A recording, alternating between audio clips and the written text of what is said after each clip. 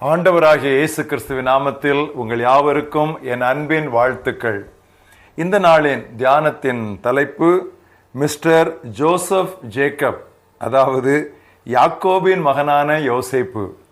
வாசிக்க வேண்டிய பகுதி மத்தேயு 2ஆம் அத்தியாயம் 13 முதல் 23 வரை.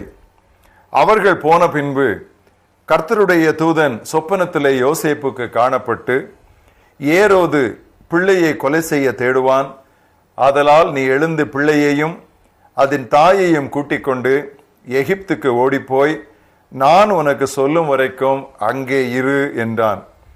அவன் எழுந்து இரவிலே பிள்ளையையும் அதன் தாயையும் கூட்டிக் கொண்டு எகிப்துக்கு புறப்பட்டு போய் ஏரோதின் மரணம் வரை அங்கே இருந்தான். எகிப்திலிருந்து என்னுடைய குமாரனை வரவழைத்தேன் என்று தீர்க்கதரிசியின் மூலமாய் கர்த்தரால் உரைக்கப்பட்டது நிறைவேறும்படி இப்படி நடந்தது. அப்பொழுது ஏரோது தான் ஸ்தாத்ரிகளால் வஞ்சிக்கப்பட்டதை கண்டு மிகுந்த கோபமடைந்து ஆட்களை அனுப்பி தான் சாஸ்திரிகளிடத்தில் திட்டமாய் விசாரித்த காலத்தின்படியே பெத்லகேமிலும் அதன் சகல எல்லைகளிலும் இருந்த 2 வயதுக்குட்பட்ட எல்லா ஆண் பிள்ளைகளையும் கொலை செய்தான்.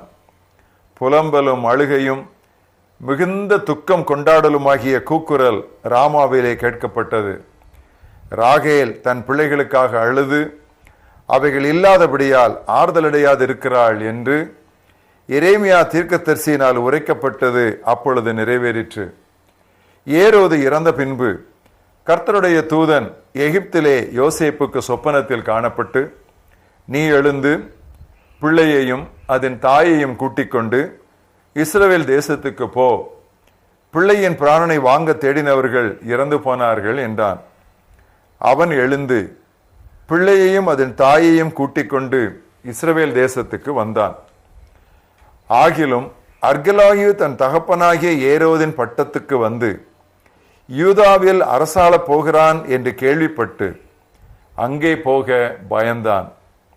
அப்பொழுது அவன் சொப்பனத்தில் தேவனால் எச்சரிக்கப்பட்டு கலிலேயா நாட்டின் புறங்களிலே விலகி போய் நாசரேத்து என்னும் ஊரிலே வந்து வாசம் பண்ணினான். நசரேயன் எனப்படுவார் என்று தீர்க்கதரிசிகளால் உரைக்கப்பட்டது நிறைவேறும்படி இப்படி நடந்தது. மனப்பாட வசனம் மத்தேயு 1:21. அவருக்கு இயேசு என்று பெயரிடு, ஏனெனில் அவர் தமது மக்களை அவர்களது பாவங்களிலிருந்து மீட்பார். கிறிஸ்துமஸின் மறுபக்கம் கீழ்ப்படிதலை கொண்டாடுதல் என்று நாம் கவனித்து வருகிறோம்.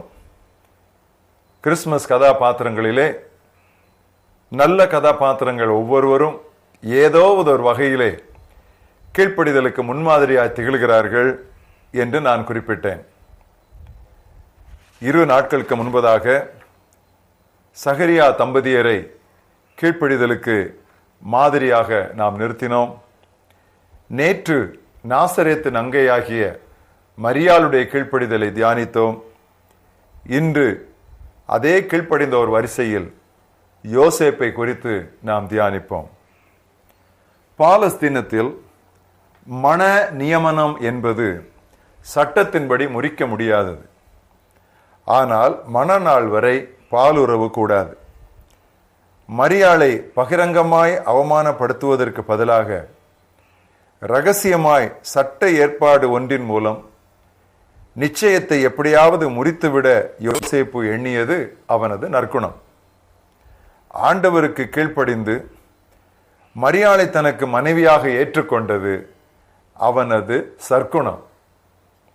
கர்த்தருடைய தூதன் அவனுக்கு கட்டளையிட்டபடியே கீழ்ப்படிதலை பாருங்கள், மரியாளை சேர்த்து கொண்டான் என்று மத்தேயு மெச்சுகிறார்.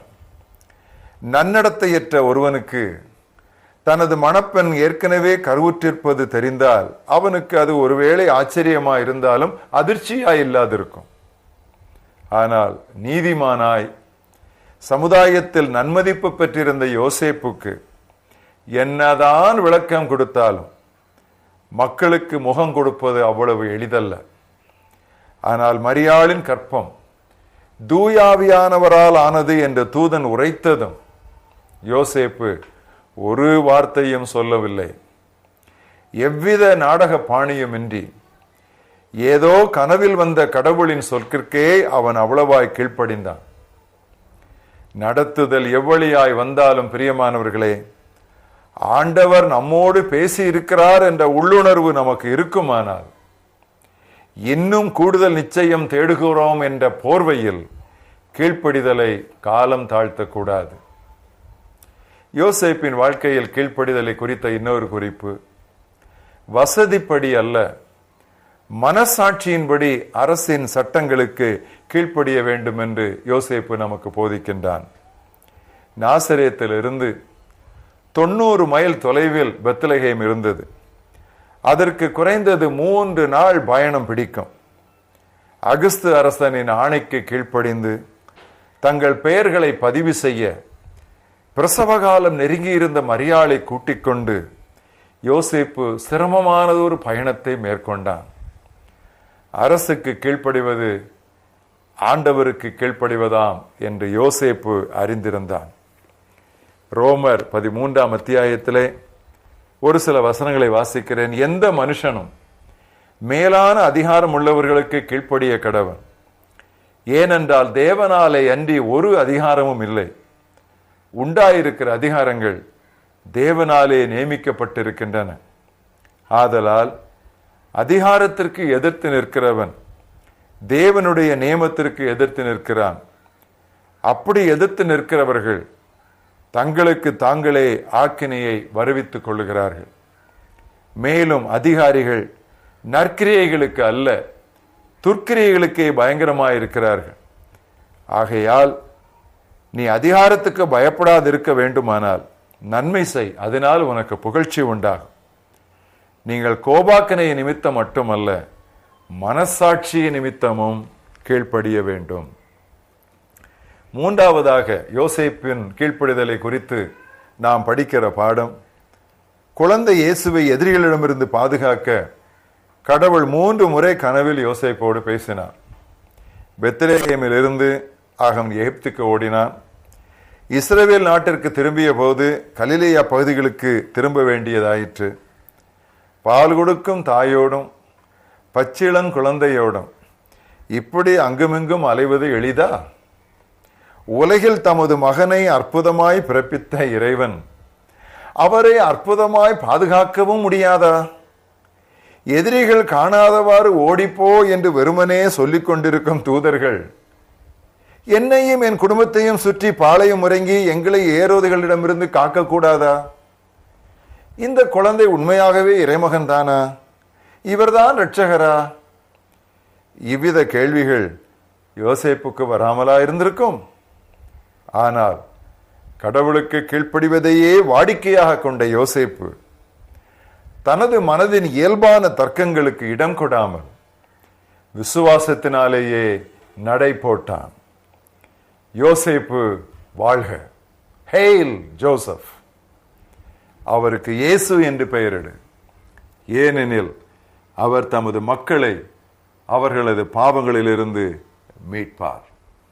எங்கள் மகாபெரிய தேவனே, பூமியிலே உம்முடைய குமாரனாய் இயேசு கிறிஸ்துவனுடைய பிறப்பிற்கு தனக்கு எவ்வளவு அசௌகரியங்களும்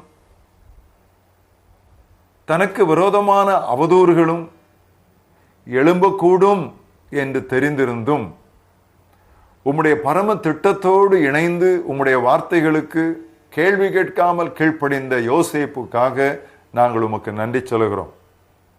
நாங்களும் ஒவ்வொருவரும் உம்முடைய குமாரனாய் இயேசு கிறிஸ்து இந்த உலகில் உள்ள அத்தனை பேரின் இருதயங்களிலும் பிறப்பதற்காக என்ன அசௌகரியத்தை நாங்கள் மேற்கொண்டாலும் சரி, என்ன அவதூறுக்கு நாங்கள் ஆளானாலும் சரி, எவ்வளவு அவதி எங்களுடைய வாழ்க்கையிலே தாண்டவமாடினாலும் சரி, எங்களால் முடிந்த வரை இந்த ஆத்துமாக்களின் நன்மைக்காக செலவு பண்ணவும் செலவு பண்ணப்படவும் நாங்கள் முன்வர நீர் எங்களுக்கு உதவி செய்யும்.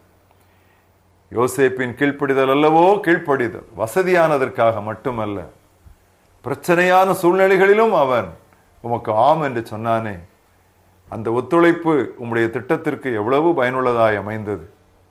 கர்த்தாவே, இந்த வேளையிலே யோசேப்பை குறித்து தியானித்த நாங்கள் எங்கள் வாழ்க்கையிலும் முழுக்க முழுக்க உமக்கு கீழ்ப்படிய முழுக்க முழுக்க உம்முடைய திட்டங்களோடு உம்மோடு ஒத்துழைக்க கர்த்தர் எங்களுக்கு உதவி செய்ய வேண்டும் என்று நாங்கள் செபிக்கிறோம்.